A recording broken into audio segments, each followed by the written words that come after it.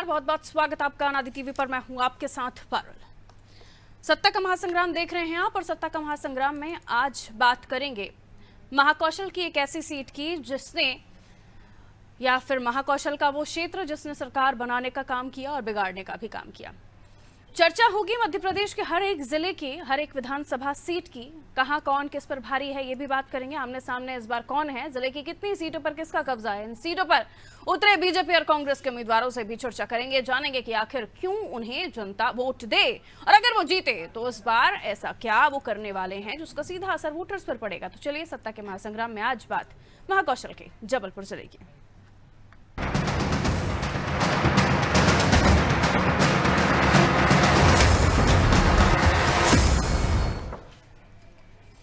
तो मध्य प्रदेश में 2 हफ्ते बाद वोटिंग होगी, लिहाजा हर तरफ चर्चा सिर्फ चुनाव की हो रही है। और इस बार जबलपुर जिले की 8 सीटों पर सियासी टक्कर जोरदार देखने को मिलेगी, क्योंकि यहां लड़ाई बराबरी की है। यानी 4-4 सीटों पर कांग्रेस और बीजेपी का कब्जा है। लेकिन जबलपुर की पश्चिम विधानसभा सीट की चर्चा जोरों पर है, क्योंकि इस सीट से कांग्रेस का खास नाता है। कांग्रेस ने 2018 में यहां से चुनावी बिगुल फूका था, जिसके बाद राज्य में सत्ता हासिल की थी। और अब की बार इस सीट से तरुण भनौत और राकेश सिंह के बीच मुकाबला होने जा रहा है। राकेश सिंह महाकौशल में पार्टी का बड़ा चेहरा है, तो तरुण भनौत 2 बार से जीतते आ रहे हैं। वहीं जबलपुर पूर्व सीट की बात की जाए तो यह सीट दलित समुदाय के लिए आरक्षित है। कांग्रेस ने वर्तमान विधायक लखन घनघोरिया को उम्मीदवार बनाया है, तो दूसरी ओर पूर्व विधायक आंचल सोनकर एक बार फिर बीजेपी के टिकट से चुनाव लड़ रही है। एक बार फिर दोनों के बीच की सियासी लड़ाई दिलचस्प होगी, क्योंकि यहां जनता बदलाव करती रहती है। और जबलपुर कैंट से बीजेपी के अशोक रोहानी का मुकाबला कांग्रेस के अभिषेक चौकसे से होगा। तो जबलपुर उत्तर सीट पर कांग्रेस के विनय सक्सेना की टक्कर बीजेपी के अभिलाष पांडे से होगी। इसी तरह पनागर, सिहोरा, पाटन और बरगी में बीजेपी और कांग्रेस के बीच जंग जोरदार देखी जा सकती है। खैर, इन 8 सीटों पर अब की बार जनता किसका साथ देगी, ये तो आने वाले समय के साथ ही पता चलेगा। लेकिन आज हम सत्ता के महासंग्राम में करेंगे संस्कार धानी जबलपुर जिले की 8 विधानसभा सीटों की पड़ताल।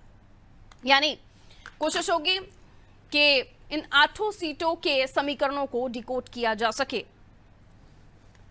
और चलिए, इस पर हम चर्चा करेंगे। देखिए, बहुत महत्वपूर्ण है महाकौशल जिला, जिसने वाकई कांग्रेस को जीत दिलाने का काम किया था, क्योंकि अच्छी खासी सीटें कांग्रेस को यहां से मिली थी। लेकिन अब हम बात करें इन तमाम सीटों के समीकरण की, तो एक एक सीट को लेकर हम चर्चा करेंगे। लेकिन उससे पहले आपको बता दूं, ब्रजेश चौकसे जी हमारे ब्यूरो हेड हमारे साथ इस वक्त मौजूद हैं। सीटें दोनों को मिली, कांग्रेस और बीजेपी, लेकिन कहा जा रहा है कि इस बार कांटे का मुकाबला है। तरुण भनौत तब तक जीतते आ रहे थे 2 बार से, लेकिन अब राकेश सिंह उनके सामने हैं, जो कि 4 बार से सांसद हैं। और वहीं अशोक रोहानी साहब की सीट, उनके बेटे अशोक रोहानी जी के बेटे ईश्वरदास रोहानी जी के बेटे अशोक रोहानी जी के पास ये सीट है, वहां पर भी टफ फाइट देखी जा सकती है। और दूसरी ओर कांग्रेस के लखन घनघोरिया भी इसी क्षेत्र से, इसी जबलपुर से आ रहे हैं। यानी जबलपुर के साथ साथ इन बड़े चेहरों का महाकौशल में भी क्या क्या रुतबा रहेगा, ये इस चुनाव के बाद पता चल जाएगा। कांटे का मुकाबला, लेकिन साख का सवाल भी।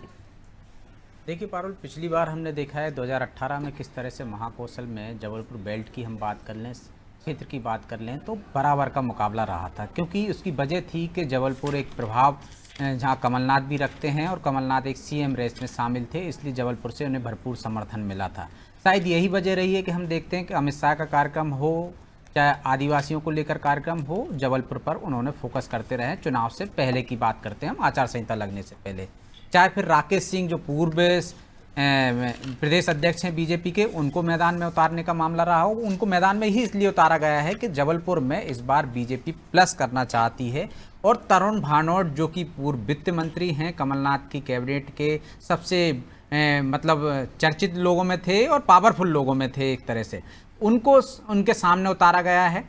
तो इसकी वजह ही ये है कि एक माहौल बनाया जाए कि जिस तरह से हम देख रहे हैं कि वहाँ पे बीजेपी में हालात ठीक नहीं है। खुद अमित शाह वहाँ पे नाराज लोगों से बात करते हैं, इसके बाद यदि वो वहाँ से रवाना हो जाते हैं तो जिला अध्यक्ष अपने पद से इस्तीफा दे देते हैं और कहते हैं कि मैं एक कार्यकर्ता के रूप में काम करूँगा। क्योंकि राकेश सिंह की छवि एक अलग है, उनसे कार्यकर्ताओं की नाराज़गी बार बार सामने आती रही है। वो सांसद लंबे समय से हैं, लेकिन पहली बार अब वो देख रहे हैं कि मैदान में विधानसभा में उतारा गया है, क्योंकि बड़ा नाम है। जिस तरह से हम देखते हैं कि मालवा में कैलाश विजयवर्गीय को उतारा है, हम देखते हैं कि ग्वालियर चंबल में नरेंद्र सिंह तोमर को उतारा है, तो इसकी वजह है कि बड़े चेहरों को उतार कर जो नाराजगी है कार्यकर्ताओं में, जो असंतुष्ट है, जो सरकार के खिलाफ एंटी इनकम्बेंसी है, उसको साधा जा सके।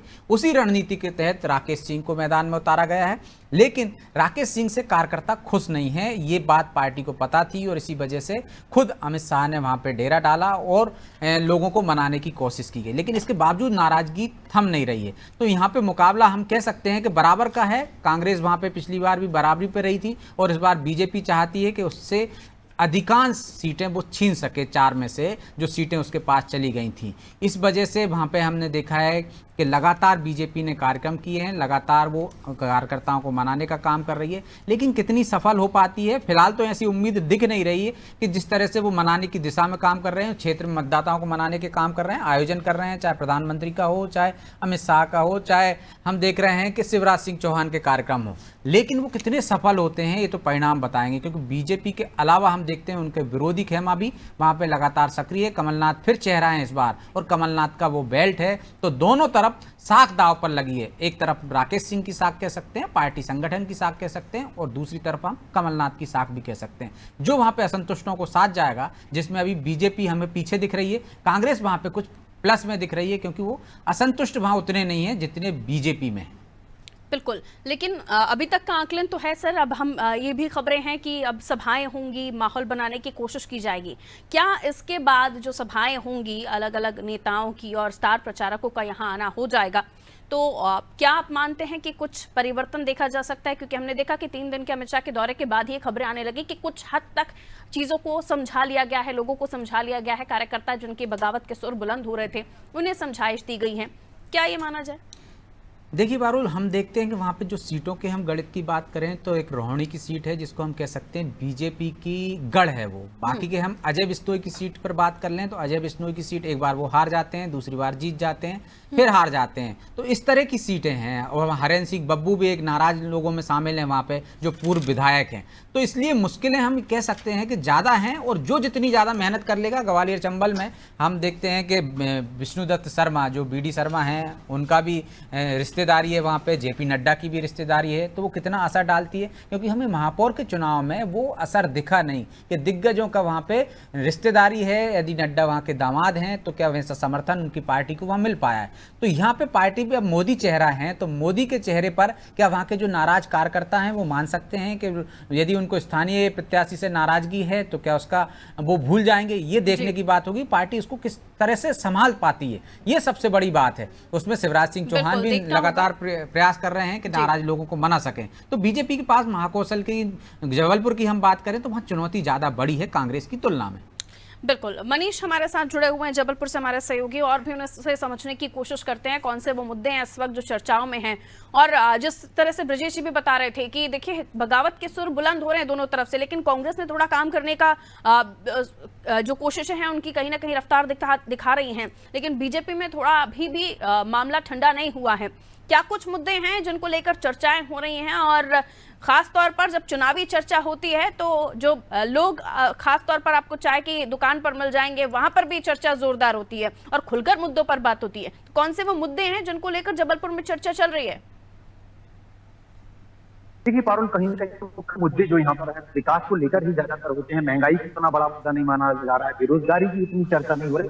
सबसे बड़ा मुद्दा कहीं ना कहीं है तो जो मूलभूत सुविधाएं हैं उनसे जिन क्षेत्रों में लोग वंचित रह गए, तो कहीं ना कहीं उनको लेकर जो है लोगों में काफी नाराजगी देखी जा रही है। चाहे वो पेयजल की समस्या हो, सड़क की समस्या हो, नालियों की समस्या हो, तो सबसे ज्यादा जो अंदरूनी इलाकों में जो देखा जा रहा है, पश्चिम विधानसभा जहाँ से राकेश सिंह और तरुण भानोट आमने सामने है मैदान में, या अगर और जो विजयनगर क्षेत्र है जहाँ पर उत्तर मध्य विधानसभा जो सबसे विवादित एक समय सीट जो मानी जा रही है, जहाँ पर सबसे ज्यादा बीजेपी में अंतरकलह देखने को मिली, जिसकी वजह से कार्यालय में यहाँ तक की धक्का मुक्की और मंत्री के गार्ड के साथ तक आपने देखा जो घटना हुई थी। तो कहीं ना कहीं उत्तर मध्य विधानसभा से इस समय सबसे ज्यादा फंसा हुआ है, जिस तरह से वहां पर कहीं ना बिल्कुल वहां पर उत्तर मध्य विधानसभा क्षेत्र जहां पर काफी ज्यादा जो बगावत के सुर थे वो उठ रहे थे और ये भी खबरें आ रही थी कि बीजेपी के लोग बीजेपी को ही नुकसान पहुंचा सकते हैं, कांग्रेस के लोग कांग्रेस को ही नुकसान पहुंचा सकते हैं। और इसलिए हमने देखा कि महाकौशल पर सबसे ज्यादा फोकस किया अमित शाह ने और किस तरह से उन्होंने स्थितियों को संभालने का काम किया, ये भी किसी से छिपा नहीं है। लेकिन अब बहुत ज्यादा समय नहीं है जब हम देखेंगे। हाँ मनीष, कंप्लीट कर लीजिए अपनी बात। जी, मैं ये कह रहा था कि सबसे ज्यादा कहीं सीट में पेच फंसा हुआ है। जिस तरह से धीरज पटेलिया जी को तो पिछली बार वो निर्दलीय खड़े हो गए तो काफी मुसीबत बने, जिससे कहीं उनको सीधा फायदा मिला था। लेकिन इस बार जिस तरह से हम देख रहे हैं कि धीरज पटेलिया जो इस बार जो प्रत्याशी उत्तर मध्य विधानसभा से अभिलाष पांडे उनके साथ खड़े हुए नजर आ रहे हैं, वो नामांकन दाखिल करने के भी उनके साथ पहुंचे थे। लेकिन वहीं दूसरी ओर नेता प्रतिपक्ष नगर निगम में कमलेश अग्रवाल जो है बीजेपी के, वो भी बड़े नेता माने जाते हैं और वो भी उत्तर मध्य विधानसभा में ही इस समय पार्षद है। वर्तमान समय में वो निर्दलीय फॉर्म भर चुके हैं और सबमिट कर चुके हैं। तो कहीं ना कहीं एक बड़ी जो चुनौती है अभिलाष पांडे की और बीजेपी के लिए, ये सबसे ज्यादा एक चिंताजनक स्थिति जो है वो वहां पर बन गई उत्तर मध्य विधानसभा। पश्चिम में जरूर ऐसी कोई चुनौती नहीं, बाकी जो सीटें हैं वहां पर ऐसी कोई चुनौती नजर नहीं आ रही है, चाहे वो पनागर की बात कर लें, पाटन की बात कर लें। और जैसा ब्रजेश जी ने अभी कहा कि जो पनागर पाटन विधानसभा है वहां पर एक बार दुश्मन जी जीते, एक बार नीरज जी जीते हैं, तो कहीं ना कहीं वहां कौन जीतेगा कौन हारेगा ये कह पाना अभी तो बिल्कुल भी संभव नहीं है। लेकिन सबसे ज्यादा हाई प्रोफाइल सीटें जिन्हें हम कहें तो सबसे पहले आती है हाई प्रोफाइल सीटों में बात आती है तरुण भनौत, राकेश सिंह जबलपुर पश्चिम, और उसके बाद हम लखन घनघोरिया जी की सीट की भी बात करें जबलपुर पूर्व। उसके साथ साथ अशोक रोहाणी जी की सीट को भी लोग काफी टकटकी लगाए देखे हुए हैं कि ये अभी भी इसी परिवार के पास जाएगी या कुछ बदलाव होता है। लौट रही हूं मनीष आपके पास। प्रशांत तिवारी जी बीजेपी से हमारे साथ बने हुए हैं। प्रशांत जी बहुत बहुत स्वागत आपका नादिर टीवी पर। सुन पा रहे हैं आप मुझे? जी नमस्कार, सभी को नमस्कार। प्रशांत जी शुभकामनाएं, आपकी पार्टी जा रही है चुनावी मैदान में। जाहिर सी बात है अब कम समय है, जनता के आशीर्वाद की आपको आवश्यकता, लेकिन कितने आश्वस्त हैं अपनी पार्टी प्रत्याशी की जीत के लिए? देखिए, भारतीय जनता पार्टी का एक एक कार्यकर्ता 5 साल रह के जनता के बीच में काम करता है। हम समाज के हर सुख दुख में जुड़कर उसमें सहभागिता निभाने का प्रयास करते हैं जी। कांग्रेस सिर्फ चुनाव के समय मैदान में आती है, बाकी के समय उनके नेता उनके कार्यकर्ता क्षेत्र से गायब रहते हैं। इस बार भारतीय जनता पार्टी का एक एक कार्यकर्ता बड़े उत्साह के साथ, बड़े उमंग के साथ, इतना वरिष्ठ नेतृत्व चुनाव में उतरा है। चारों तरफ उत्साह का वातावरण है। कार्यकर्ता पूरे मनोयोग के साथ भारतीय जनता पार्टी को विजयी बनाने के लिए संकल्पित है। हर सीट पे कमल खिलाने का हम सभी कार्यकर्ता भरसक प्रयास कर रहे हैं, जिसमें हम सफल होंगे। जनता का लगातार हमने विकास कार्य करके सेवा की है। जनता हमें आशीर्वाद देती है, पिछले 18 वर्षों से हमें आशीर्वाद दे रही है। अभी मैं आपकी बात सुन रहा था, आप उत्तर मध्य विधानसभा को लेकर कह रही थी जी। मैं आपको बता दूं, अभिलाष पांडे जी हमारे विशुद्ध कार्यकर्ता हैं। प्रदेश के युवा मोर्चा के आप अध्यक्ष रहे हैं। हर कार्यकर्ता, हमारी भारतीय जनता पार्टी के एक एक कार्यकर्ता की क्या भूमिका होगी ये हमारा नेतृत्व तय करता है। उसने तय किया कि अभिलाष पांडे को यहाँ से प्रत्याशी बनाया जाए, तो उनको प्रत्याशी बनाया गया। तो बगावत की जो बातें सामने आ रही हैं सर, वो आप ही की पार्टी के जो उम्मीदवार अपने आप को समझ रहे थे या जो चाहत रख रहे थे कि उन्हें टिकट मिल जाएगा, लेकिन शायद उन्हें नहीं वो मौका मिला, अभिलाष पांडे पर दोबारा भरोसा जताया गया, तो दूसरे जो नाराज हैं उन्होंने तो निर्दलीय तक नामांकन दाखिल कर दिए हैं। देखिए, कोई नाराज नहीं है। हमारा परिवार बहुत बड़ा है और जिस परिवार में जहाँ बर्तन ज्यादा रहते हैं वहाँ ठीक है, वहाँ पर खटपट होती है। रविंद्र गौतम जी हमारे साथ जुड़े हुए हैं कांग्रेस। रविंद्र जी स्वागत आपका नादिर टीवी पर। सुन पा रहे हैं आप? नमस्कार रविंद्र जी, कितने आश्वस्त अपनी पार्टी की जीत के लिए? 8 सीटें हैं जहां पर 4 आपके पास थी तो 4 को बीजेपी के पास रही हैं, और खासतौर पर वो सीटें हैं जो कभी बीजेपी का अभी तक भी गढ़ है, यानी किला है जिसे आपको ध्वस्त करना है या सेंध लगाने का काम करना है। 4 सीटें तो बड़ी हैं, और अब राकेश सिंह जो एक बिग फाइटर, ये बड़ा फेस दिखाई दे रहे हैं बीजेपी के तरुण भनौत के सामने। ये बिग फाइटर नहीं है। अगर ये बिग फाइटर होते तो सांसद होकर के विधानसभा चुनाव में उतरते नहीं। और क्योंकि वहाँ पश्चिम विधानसभा की जनता ने 5 साल विकास देखा है, 5 साल सुरक्षा व्यवस्था देखी है। ये तमाम मुद्दों को लेकर इस बार पुनः तरुण भनौत जी को विधायक बनाकर पश्चिम की जनता भेजने वाली है। और बात यदि उत्तर मध्य विधानसभा की करें तो वहाँ पर भाजपा के लोग आपस में इतना लड़ रहे हैं कि इस लड़ाई को शांत करने के लिए खुद अमित शाह जी को जबलपुर आना पड़ा था। और जब वो जबलपुर से वापस दिल्ली गए तो यहाँ पर उनके नगर अध्यक्ष का इस्तीफा हो जाता है, बाद में इस्तीफा वापस हो जाता है। इनके नेता प्रतिपक्ष नामांकन भर आते हैं, तो ये भाजपा के लोग कांग्रेस से नहीं लड़ रहे हैं, भाजपा के लोग फिलहाल में अभी तक अपनी पार्टी के लोगों से आपस में लड़ रहे हैं। इसलिए हम आठों विधानसभा में आश्वस्त हैं और भारी जीत के साथ हमारे विधायक सदन जा रहे हैं। हालात तो आपके यहाँ भी कुछ मिलते जुलते ही थे, हालांकि अगर उनमें 80% है तो आप में भी 70% है, तो उसे ना कहें कि आप बिल्कुल इस मामले में बच गए हैं। बहरहाल ब्रिजेश जी आपके पास आ रही हूँ, और मसला ये भी इसलिए ज़रूरी हो जाता है इस पर चर्चा करना कि ये तो रही इन राजनेताओं की जीत के दावे जो जब तक नतीजे ना आएंगे तब तक होते ही रहेंगे, लेकिन कौन से वो महाकौशल के मुद्दे हैं जिनको लेकर जनता जबलपुर में खासतौर पर जनता मूड बनाएगी वोट करने के लिए? क्योंकि आदिवासी फैक्टर तो है ही, ओबीसी फैक्टर तो है ही, लेकिन उसके अलावा कई ऐसे जमीनी मुद्दे जिनको लेकर जनता चाहती है कि वो अपना प्रत्याशी चुने। तो क्या वो पुराने चेहरे जिन पर दोबारा दाव चला गया है उन पर भरोसा कर रही है जनता? माहौल कैसा समझ में आ रहा है आपको? देखिए, मुद्दे तो हमेशा वही रहते हैं, चाहे वो बेरोजगारी का मुद्दा हो जिस पर कांग्रेस आगे बढ़ने की कोशिश कर रही हो, चाहे महंगाई का मुद्दा हो। सरकार को हम देख रहे हैं कि उसको 25 रुपये किलो में प्याज बेचना पड़ रही है स्टॉल लगाकर। तो आप देखिए, महंगाई और बेरोजगारी वो सब तमाम मुद्दे रहेंगे। खासकर जो कांग्रेस जो गारंटी लेकर आ रही है वो गारंटी कितनी प्रभावी होती है। पिछली बार उनका एक नारा था या जो एक वादा था जिसको हम वचन कह सकते हैं उनका, कर्ज माफी का, बड़ा प्रभावी रहा था और वो सत्ता तक पहुंच गए थे। हालांकि इतना बहुमत नहीं मिल पाया था उनको कि वो ज़्यादा समय तक चला पाते, सरकार को नज़दीक पहुँच गए थे, लेकिन बीजेपी से उनकी सीटें ज़्यादा थी। बहुमत उनने हासिल कर लिया था बीजेपी से और मिलीजुली एक सरकार बन गई थी, लोगों के समर्थन से बन गई थी, निर्दलीय विधायकों के और बसपा सपा के।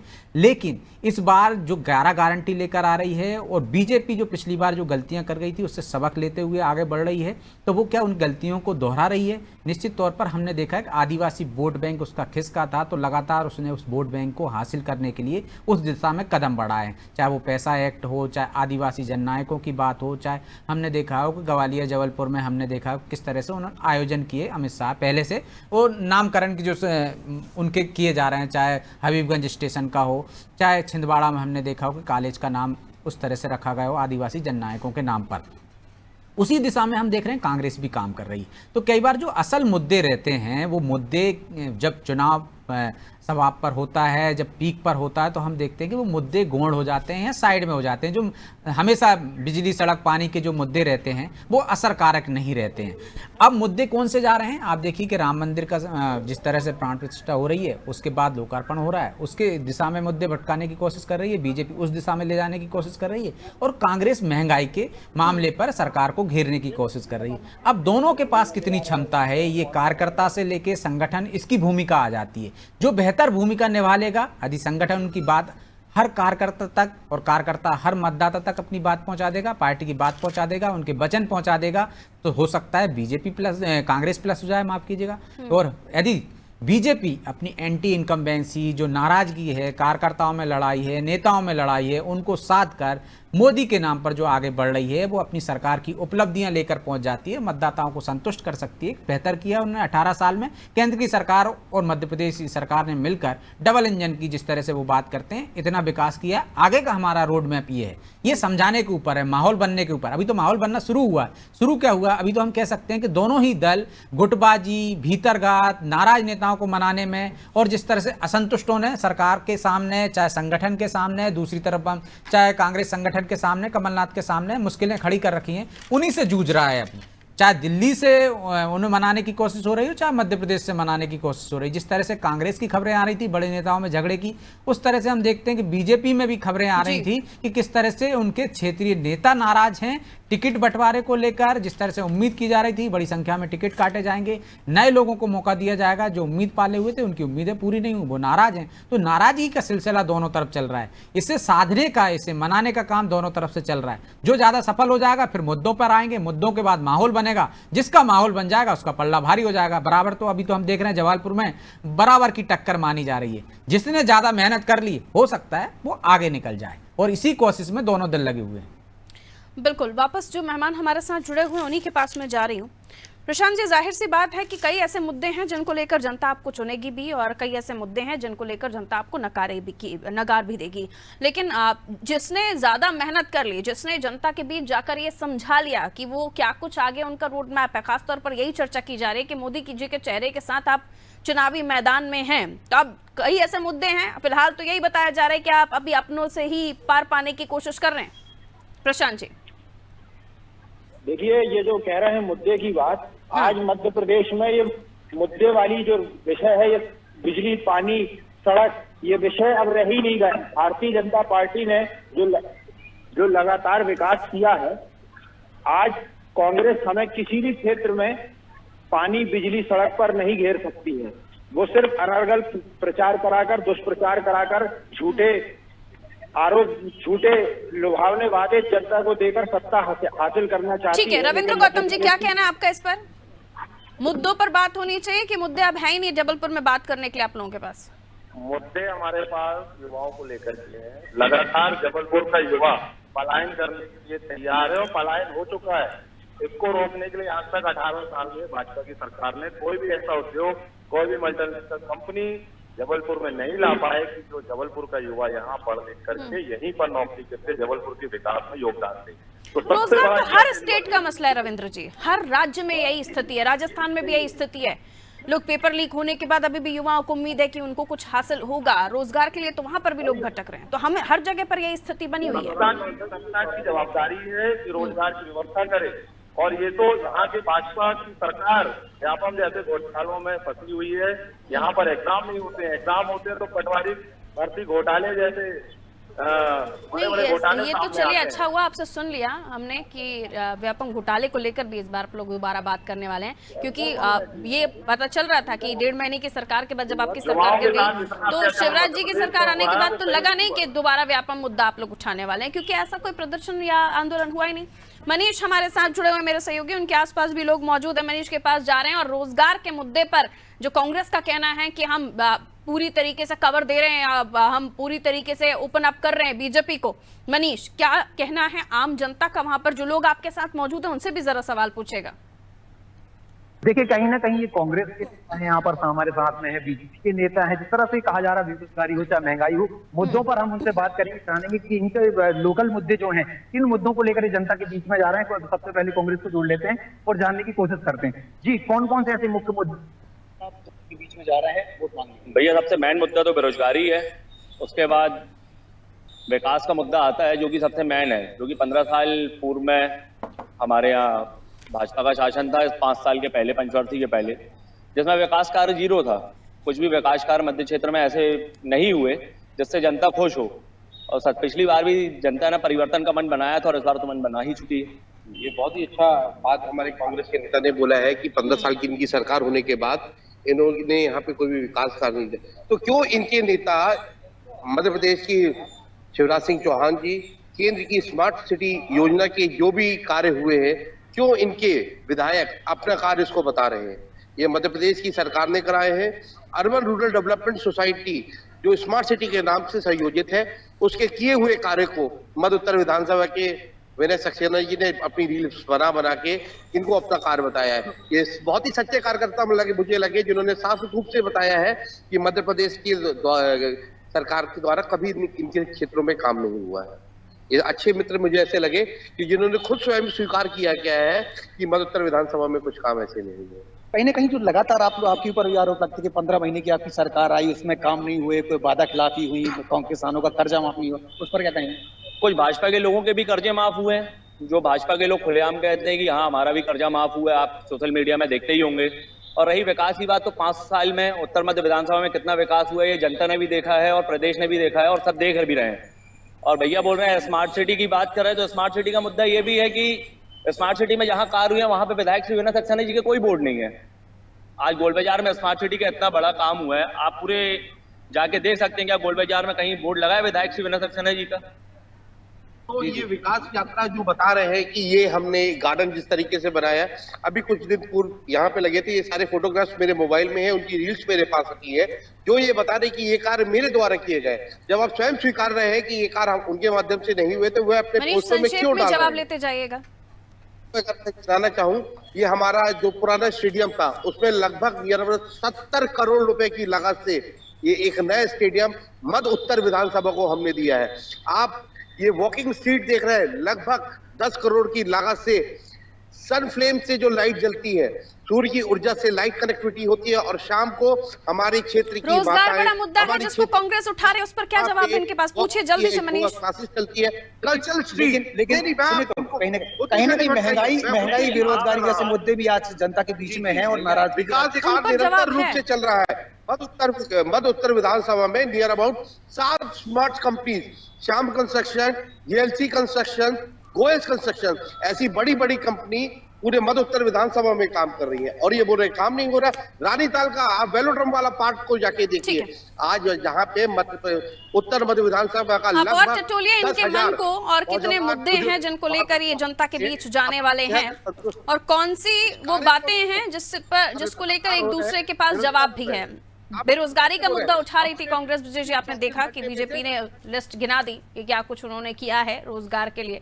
बहरहाल, लेकिन हमने देखा कि कई अहम चीजें हैं। खासतौर पर यह भी कहा जा रहा था इलेक्शन के बाद कि जब दोबारा शिवराज जी का कार्यकाल शुरू हुआ कि बहुत बड़ा वर्चस्व नहीं मिला महाकौशल को, लेकिन फिर हमने देखा कि बिसेन साहब को मिनिस्टर बनाया। तो ये भी मुद्दे क्या इन इलेक्शंस में उठेंगे? निश्चित तौर पर ये मुद्दे उठेंगे और जिनका जो असर होना चाहिए था उस असर में से खत्म करने की कोशिश की गई है। चाहे हम बिंद में देखें राजेंद्र शुक्ला को मिनिस्टर बनाकर, चाहे हम देखें कि जिस तरह से आप महाकौशल की बात कर रहे हैं बिसेन को बनाकर, बिसेन को पहले भी कैबिनेट मंत्री का दर्जा दिया गया था, आयोग में उनको बाकायदा जिम्मेदारी दी गई थी, अहम जिम्मेदारी उनके पास थी।